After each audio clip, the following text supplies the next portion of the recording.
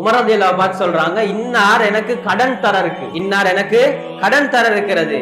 என்ன மாதத்துல? ஷஅபான் மாதத்துல. உமர் ரலியல்லாஹு அன்ஹு அவர் கேக்குறாங்க, ஐய ஷஅபான், சென்ற ஷஅபானா, இருக்கக்கூடிய வரக்கூடிய ஷஅபானா, எதிர் வரக்கூடிய ஷஅபானா என்று கேட்ட நேரத்துல அவருக்கு பதில் சொல்லிக் கொள்ளலாம் போயிருச்சு. நபி அவர்கள் மக்காவை விட்டு மதீனாக்கு ஹிஜ்ரத் சென்றார்களே, அந்த ஹிஜ்ரத்தில இருந்து நாங்கள் ஆரம்பிப்போம் என்று சொன்னதுக்கு பின்னாலே அல்லாஹ் ஹஜ்ரத் உமர் ரலியல்லாஹு அன்ஹு அவர்களுடைய உள்ளத்திலே போட்டான். மழை பெய்து இந்த மழை முதலாவது உலகத்துக்கு மேகத்திலே இருந்து இறக்கப்பட்டது முஹர்ரமுடைய 10வது நாள் என்பதாக சொல்லப்படுகிறது. ஹஜ்ரத் ஆதம் அலைஹிஸ்ஸலாத்து வஸ்ஸலாம் அவர்களை அல்லாஹ் படைத்தது இந்த முஹர்ரமுடைய 10வது நாள்.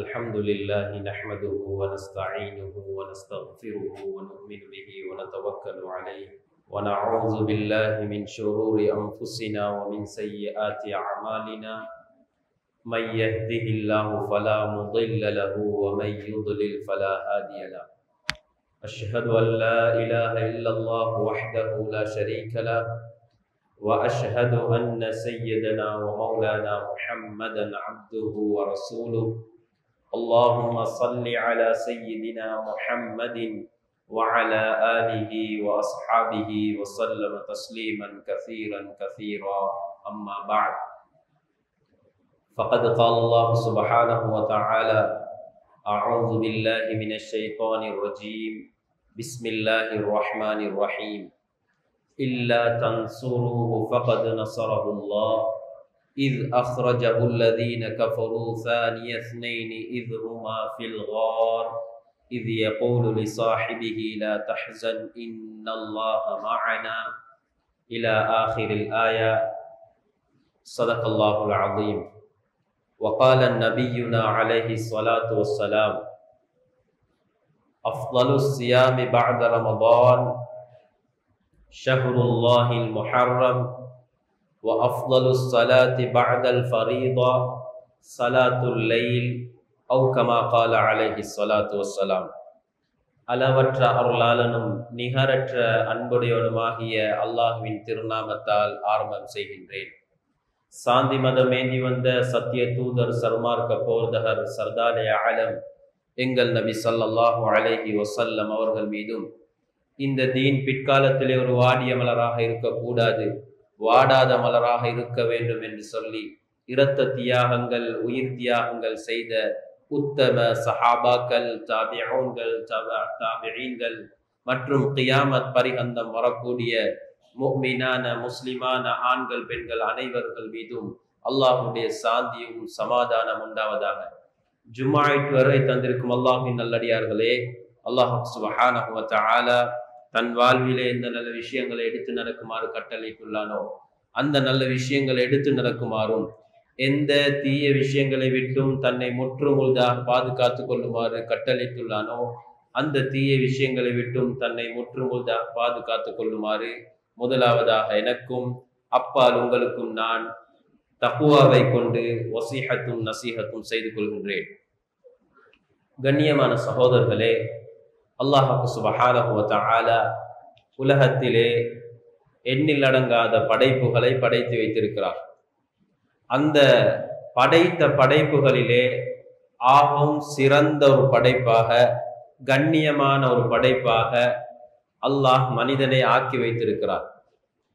மனிதனை அல்லாஹ் படைத்த நோக்கத்தை பற்றி சொல்லக்கூடிய நேரத்தில் சொல்றான், என்னை விளங்கி என்னை அறிந்து என்னை இபாதத் செய்வதற்காக வேண்டி நான் ஜின் வர்க்கத்தையும் மனித இனத்தையும் நான் படைத்திருக்கிறேன். எனவே கண்ணியமானவர்களே, அல்லாஹ்வை வணங்குவதுதான், அல்லாஹ்வை அறிவதுதான் நமது நோக்கமாக இருக்கிறது. படைக்கப்பட்ட நோக்கம் அல்லாஹ்வை விளங்க வேண்டும் என்பது, படைக்கப்பட்ட நோக்கம் அல்லாஹ்வை இபாதத் செய்ய வேண்டும் என்பது. எனவே கண்ணியமானவர்களே, இன்றைக்கு நாம் அல்லாஹ்வை மறந்து வாழ்ந்து கொண்டிருக்கிறோம். படைக்கப்பட்ட நோக்கத்தை மறந்து வாழ்ந்து கொண்டிருக்கிறோம். எதற்காக வேண்டி நான் படைக்கப்பட்டேன், நான் என்னத்தை செய்து கொண்டிருக்கின்றேன் என்பதை நாங்கள் சிந்தித்து பார்த்தால் கண்ணியமான சகோதரர்களே, எங்களுடைய வாழ்க்கை ஏதோ ஒன்றை நோக்கி துனியாவை உள்ளத்தில் வைத்து கொண்டு படைத்த காலிக்கை மறந்துவிட்டு எமது வீடு, எனது வாகனம், எனது மனைவி, பிள்ளைகள் என்று சொல்லிக்கொண்டு என்னுடைய வாழ்க்கை கழிந்து கொண்டிருக்கிறது. கண்ணியமானவர்களே, இன்றைக்கு 1446வது இஸ்லாமிய புது வருடத்தை நாம் காலெடுத்து வைத்து இன்றைக்கு 5 நாள் கழிந்து விட்டது. நாம் பேசக்கூடிய விடயம் என்னவென்றால், ஒவ்வொருத்தருடைய வாயிலையும் ஒவ்வொருத்தருடைய பேச்சிலையும் நாங்கள் அவதானிக்கக்கூடிய விடயம் என்னென்றால், எவ்வளவு அவசரமாக டைம் போகுதுன்னா, சென்ற ஜும்மா வந்ததும் தெரியா, இந்த ஜும்மா வந்ததும் தெரியா. அவரு கிரேட் 1 படிச்சாரு, இன்றைக்கு பார்த்தா O level எழுதுறாரு. நேத்து தான் அவரு அந்த குழந்தை பிறந்த மாதிரி இருந்துச்சு, இன்றைக்கு பார்த்தா அந்த புள்ள ஸ்காலர்ஷிப் எழுதுது. கண்ணியமான சகோதரர்களே, இது ஆச்சரியமான விடயம் அல்ல.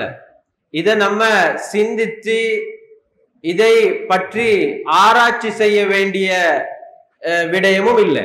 ஏனென்றால் ஹஸரத் முஹம்மது ரசூலுல்லாஹி ஸல்லல்லாஹு அலைஹி வஸல்லம் நமக்கு சொல்லி தந்தார்கள், கியாமத்துக்கு நெருங்கிய உடனே, கியாமத்துக்கு சமீபமான இருக்கக்கூடிய நிலைமையில ஒரு வருடம் ஒரு மாதத்தை போல போகும், ஒரு மாதம் ஒரு வாரத்தை போல போகும், ஒரு வாரம் ஒரு நாளை போல போகும், ஒரு நாள் ஒரு மணித்தியாலத்தை போல போகும், ஒரு மணித்தியாலம் ஒரு நிமிடத்தை போல போகும், ஒரு நிமிடம் ஒரு வினாடிய மாதிரி போகும். கண்ணியமான சகோதரர்களே, இதைத்தான் நாம ஆராய்ச்சி செய்து கொண்டிருக்கிறோம், இதை பத்தி தான் நாங்க பேசுறோம்.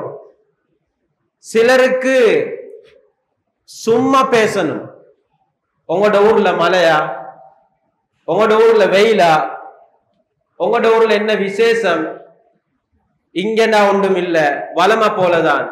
கண்ணியமானவர்களே, இத பத்தி ஆராய்ச்சி செய்யவோ, டைம் அவசரமா போறத பத்தி ரொம்ப நேரம் நம்ம யோசிக்கவோ தேவையில்லை. யோசிக்க வேண்டிய விடயம் என்ன தெரியுமா? எனக்கு 60 வயதாகிருச்சு, எனக்கு 80 வயதாகிருச்சு, எனக்கு 30 வயதாகிருச்சு, நான் 1446வது ஹிஜ்ரி ஆண்டிலே நான் காலை வைத்திருக்கிறேன். என்னுடைய நிலைமை என்ன? அல்லாஹ்வோடு இருக்கக்கூடிய தொடர்பு எந்த அளவுக்கு நான் உருவாக்கி இருக்கிறேன், அல்லாஹ்வோட இருக்கக்கூடிய அந்த கனெக்ஷன் எந்த அளவுக்கு தொடர்பாக இருக்கிறது, எந்த அளவுக்கு நெருக்கமாக இருக்கிறது, அந்த கனெக்ஷன் எந்த அளவுக்கு அந்த தூரமாக இருக்கிறது என்ற விடயத்தை ஆராய்ச்சி செய்ய வேண்டும். இதைத்தான் நினைக்கணும். அவசரமாக நேரம் போறத நம்ம யோசிச்சு கொண்டிருக்கிறோம், அதை பத்தி மிச்ச நேரம் பேசிச்சு கொண்டிருக்கிறோம். இது ஆச்சரியமான ஒரு விடயம் அல்ல. நபி ஸல்லல்லாஹு அலைஹி வஸல்லம் அவர்கள் நமக்கு சொல்லி தந்த, நமக்கு நேரத்தோட அறிவித்து தந்த ஹதீஸின் மூலமாக இந்த விடயங்கள் நடந்து கொண்டிருக்கிறது. கண்ணியமானவர்களே, நாம் என்ன செய்யணும்? நாம் எங்களுக்கு ஒரு பக்குவத்தை, எங்களுடைய துஆ கபூலாகக்கூடிய, மக்பூலியத் பெறக்கூடிய ஒரு தகுதியை நாங்கள் உருவாக்கி கொள்ள வேண்டும். நான் யோசிக்கணும், எனக்கு இத்தனை வயதாகிருச்சு, நான் என்னத்தை செய்து கொண்டிருக்கிறேன், என்ற நிலைமை என்ன? நான் இப்படியே போனால், நான் ஒரு நாளைக்கு நான் மௌத்தா போயிட்டுட்டா என்ற நிலைமை என்னவாக ஆகும்? ஆகிரத்துக்குரிய அந்த பயணத்தில் நான் தொடங்கவில்லை இன்னும் என்று நாங்கள் முஃமின்களாகிய நாங்கள், முத்தகீன்களாகிய நாங்கள், சாலிஹீன்களாகிய நாங்கள் அதனை யோசித்து பார்க்க வேண்டும், அதனை யோசிக்கணும். கண்ணியமானவர்களே, இன்றைக்கு இன்றைக்கு திருமணம் முடித்து ஒரு 2 மாதங்களிலே அல்லது 1 வருடம் 2 வருடத்திலே பிரிந்து போகக்கூடிய நிலைமைகளை நாம் காண்கின்றோம். ஏன், என்ன காரணம்? அதற்குரிய காரணத்தை பார்த்தா கணவனிடத்திலேயும் பொறுமை கிடையாது, மனைவிடத்திலேயும் பொறுமை கிடையாது, கணவனுடைய தாய்கிட்டையும் தந்தைக்கிட்டையும் பொறுமை கிடையாது, மனைவியினுடைய தாய்கிட்டையும் தந்தைக்கிட்டையும் பொறுமை கிடையாது.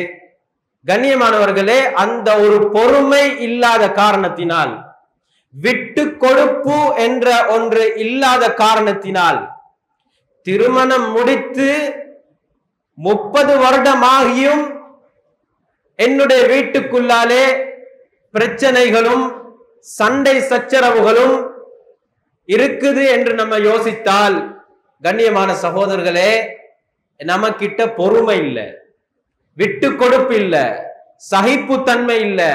இதை நாம் உருவாக்கி கொள்ளணும், யோசிக்கணும். இந்த 1446வது இந்த வருடத்திலே நான் என்னுடைய மனைவிட்ட நான் கோபப்பட மாட்டேன், என்னுடைய முன் கோபத்தை நான் குறைத்துக் கொள்வேன். என்னுடைய பிள்ளைகள் என்னை கண்டால் வீட்டுக்குள்ளாலே மறைந்து ஒளிகிறார்கள்.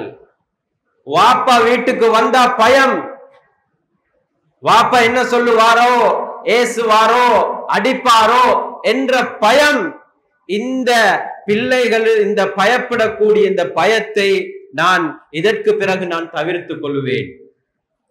இன்றைய இந்த வருடத்திலே இருந்து நான் ஒருபோதும் சுபஹை மிஸ் பண்ண மாட்டேன். கண்ணியமானவர்களே, உள்ளத்துல கையை வைத்து பார்ப்போம்.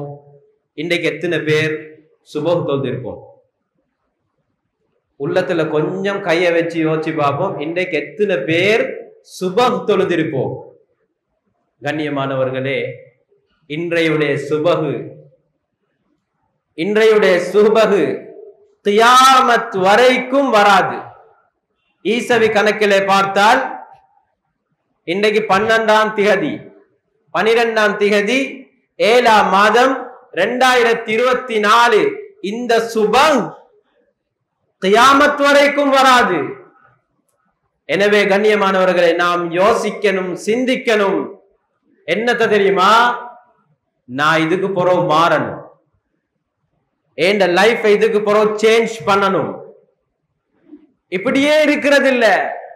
வீட்டுக்குள்ளாலே ஒரே பிரச்சனை, ஒரே பணம் பணத்துக்கு பின்னாலே நான் திரிந்து கொண்டிருக்கிறேன், ஓடிக்கொண்டிருக்கிறேன். துனியாவுக்கு பின்னாலே நான் ஓடிக்கொண்டிருக்கிறேன். வீடு என்று சொல்லியே நான் ஓடிக்கொண்டிருக்கிறேன். மனைவி ஆசைப்படுறதெல்லாம் நான் வாங்கி கொடுத்து கொண்டிருக்கிறேன். கண்ணியமானவர்களே, நாளைக்கு நான் கபருக்கு போனதுக்கு பின்னால் மனைவி வரமாட்டா, பாசமான மனைவி வரமாட்டா, உயிருக்கு உயிராக நேசிக்கக்கூடிய நண்பன் வரமாட்டார், என்னுடைய தாயோ தந்தையோ வரமாட்டார்கள், உயிர் நண்பன் வரமாட்டார், சகோதர சகோதரிகள் வரமாட்டார்கள், என்னுடைய பிள்ளைகள் வரமாட்டார்கள். கண்ணியமானவர்களை, இதன் சிந்திச்சு நாங்க வாழணும். இந்த 1446வது வருடத்துல நான் யோசிக்கணும், நான் திருந்தணும், நான் என்னுடைய வாழ்க்கையில இந்த மாற்றத்தை உருவாக்கி கொள்ளணும். என்னுடைய வாழ்க்கை மாற்றம் எனக்கிட்ட இருந்து தான் உருவாகணும். என்னுடைய வாழ்க்கையினுடைய மாற்றத்தை இன்னொருவர் உருவாக்க முடியாது. கண்ணியமான சகோதரர்களே, அல்லாஹ் குர்ஆன்ல சொல்றான், இன்னல்லாஹ லா யுகையிரு மா பிகௌமின் ஹத்தா யுகையிரு மா பிஅன்ஃபுஸிஹிம். அவர்கள், அந்த கூட்டம், அவர்கள் நினைத்து மாறாத வரைக்கும் அல்லாஹ் ஒரு போதும் மாற்ற மாட்டான். நான் நினைக்கணும் நான் மாறணும். தமிழில சொல்லுவார்கள், திருடனாக பார்த்து திருந்தாவிட்டால் திருட்டை ஒழிக்க முடியாது. நான் நினைக்கணும், இதுக்கு பின்னால நான் தொழுகை விட மாட்டேன், என்னுடைய முன் கோபத்தை நான் கட்டுப்படுத்தி என்னுடைய மனைவிக்கு நான் ஏச மாட்டேன், என்னுடைய பிள்ளைகளுக்கு ஏச மாட்டேன் என்று நான் நினைக்காத வரைக்கும் என்னுடைய வாழ்க்கைய வேற யாரும் மாற்ற முடியாது. அல்லாஹ் குர்ஆன்ல சொல்றான், அரபி படிச்ச உலமாக்களுக்கு நான் கேட்டு பாருங்க. அனுல்சிமுகுமுஹா அனுல்சிமுகுமுஹா வ அன்தும் லஹா காரிஹூன். நீங்களே வெறுத்து கொண்டு போறீங்க, நான் இன்னைக்கு சுபஹ் தொழ மாட்டேன் என்று சொல்லி நீங்களே வெறுத்து கொண்டு போறீங்க. அல்லாஹ்வுடைய நெருக்கத்தை நான் உருவாக்கி கொள்ள மாட்டேன் என்று சொல்லி நீங்களே வெறுத்து கொண்டு போறீங்க. நீங்க நினைக்கிறீங்க என்னுடைய பணத்தால தான் எல்லாம் செய்ய இயலும் என்று, என்னுடைய வாகனத்தால தான் எல்லாம் செய்ய முடியும் என்று, என்னுடைய படிப்பால், என்னுடைய அந்தஸ்தால், என்னுடைய அழகால் எல்லாம் செய்ய முடியும் என்று நீங்க நினைச்சு கொண்டு நிக்கிறீங்களா? அல்லாஹ்வுடைய தொடர்பை நீங்க வெறுக்கிறீங்களா? ஒருபோதும் நான் திணிக்க மாட்டேன். அல்லாஹ் சொல்றான், ஒருபோதும் நான் அதை கொண்டு உங்களுக்கு திணிக்க மாட்டேன். நீங்க நினைக்கணும் அல்லாஹ்வுடைய தொடர்பை உருவாக்கணும். என்னுடைய மனைவி சுவர்க்கவாதியாக மாற வேண்டும் என்று ஒவ்வொரு ஆண்களும் நினைக்கணும். என்னுடைய பிள்ளைகள் சுவர்க்கவாதிகளாக மாற வேண்டும் என்று ஒவ்வொரு ஆண்களும் நினைக்க வேண்டும். இல்லை என்று சொன்னால் துனியாவுக்காக வேண்டிய வாழ்ந்து விட்டு நாங்கள் கபருக்கு போய்விடுவோம். எங்களை நினைக்கிறதுக்கு யாரும் இருக்க மாட்டார்கள், யாரும் இருக்க மாட்டார்கள். என்னுடைய பணமோ, என்னுடைய சொத்தோ, என்னுடைய செல்வமோ, என்னுடைய அழகோ, என்னுடைய அந்தஸ்தோ ஒன்றுமே அங்க வேலைக்காகாது. அங்க ஒன்று தான் வேலைக்காகும். நல்ல பிள்ளைய வளர்த்துட்டு போனா. கண்ணியமான சகோதரர்களே, இந்த ஹிஜ்ரி ஆண்டு என்பது இருக்கவில்லை. ஹஸரத் உமர் ரலியல்லாஹு அன்ஹு அவர்களுடைய மஜ்லிஸ்லே ஒரு சஹாபி வந்து சொல்கின்றார், யா அமீர் அல் முஃமினீன். உமர் ரலியல்லாஹு பார்த்து சொல்றாங்க, இன்னார் எனக்கு கடன் தர இருக்கு, இன்னார் எனக்கு கடன் தர இருக்கிறது. என்ன மாதத்துல? ஷஅபான் மாதத்துல.